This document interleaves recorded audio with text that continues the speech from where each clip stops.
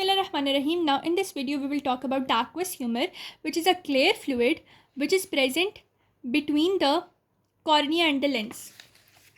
If we come to this diagram which is present in our BD Charasia, then we come to this region and we see this is cornea and this is the lens. So the fluid that is between the cornea and the lens, it is known as the aqueous humor. The aqueous humor is mainly produced by the ciliary processes from the posterior portion of the iris. From the posterior portion of the iris, through the pupil, it moves to the anterior portion of the iris.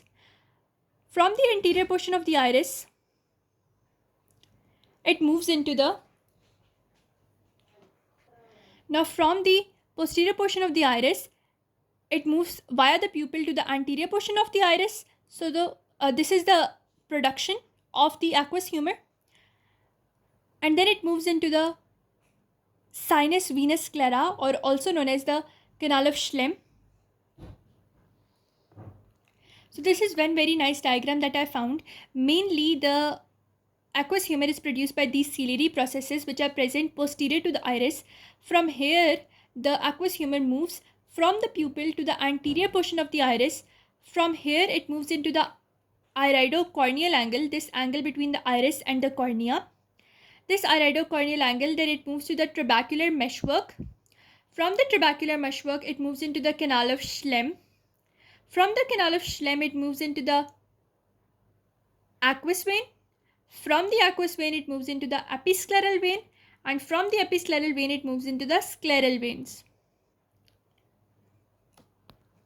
So from the ciliary processes, from the posterior chamber through the pupil to the anterior chamber, from the iridocorneal angle to the trabecular meshwork, to the canal of Schlemm, to the aqueous vein, to the scleral and episcleral veins. This was the whole pathway of the aqueous humor production and drainage. Also, one thing that we need to know, that at the iridocorneal angle, there are certain ligaments present which are known as pectinate ligament or ligamentum pectinatum. From the ligamentum pectinatum, the aqueous humor will flow to the trabecular meshwork, then to the canal of Schlemm, and then follow the whole pathway that we studied earlier.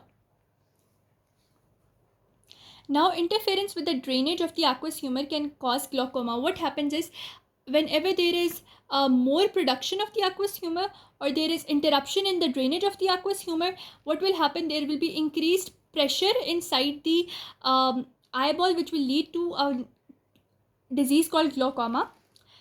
It causes the pressure atrophy of the retina, causing blindness. The pressure atrophy can be of the retina as well as of the optic nerve and the central retinal artery. It also causes cupping of the optic disc.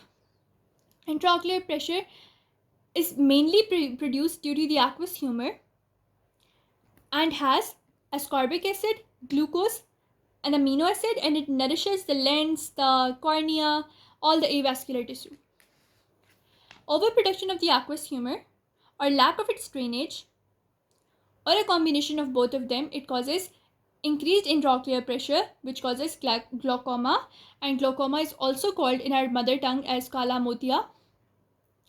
It must be treated urgently because if it damages the optic nerve or the optic artery, that is the central retinal artery, it will lead to irreversible loss of the vision.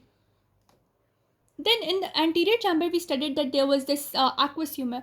Then what is something that is behind the cornea and behind the lens, or behind the ciliary body and the lens? This whole stuff just between the lens, the ciliary body, and the retina or the optic nerve, this whole process is known as the vitreous body. The vitreous body is a constant fluid, and the same amount of the fluid exists in a child and the same amount of the fluid exists in the adult, and there is no production of it after birth. It is a jelly-like transparent mass which is present in the posterior segment or forms the posterior 4/5 of the liquid portion of the eyeball. It is a delicate homogeneous hyaloid membrane. Because it is a jelly-like substance, so we call it a membrane, and that membrane is named as the hyaloid membrane. Behind or posteriorly, it is attached to the optic disc that was known as the physiological blind spot, and in front it is attached to the ora serrata. In between, it is free and lies in contact with the retina. So if we talk about this whole process, so anteriorly it is attached to the ora serrata. Posteriorly, it is attached to the optic disc. This is the whole pathway of the aqueous humor, and we call this vitreous humor, and we call this vitreous humor as a hyaloid membrane. And the fossa which is located in and the fossa in which this vitreous humor or the hyaloid membrane is located in, it is known as the hyaloid fossa. And anterior surface of the vitreous body, it is indented by the lens and the ciliary body, as we can see in this very pretty diagram, that anteriorly this vitreous body is attached or limited by this lens and this ciliary body. Now we will look at the multiple choice question. Which of the following muscle does not develop from the mesoderm? That muscle is the muscle of iris. Which of the following nerve supplies the cornea? We know it is supplied by nasociliary artery. Parasympathetic fibers supply all of the following muscles except the dilator pupillae. Yes, dilator pupillae. Because dilator pupillae has sympathetic supply. I told you whenever you won't study, you will have DS, that is direct supply. Retina consists of which of the following number of layers? It is 10 layers, 4B. One of the following symptoms is not seen as Horner syndrome. In Horner syndrome, we saw meiosis was there, anhidrosis was there, ptosis was there. So exophthalmosis, that is bulging of the eye outward from the orbit, that is not seen.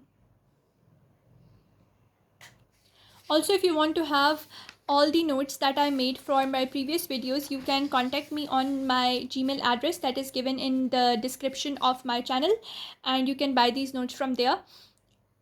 And all the substances of the BD Chaurasia book have been covered in this book. We have in these notes. With that, we have completed the anatomy of the eye from the BD Chaurasia volume 3. I hope you understood each and everything. If there was any difficulty, anything wrongly stated, please let me know in the comments below, and I would truly appreciate if you like, share and subscribe to my channel.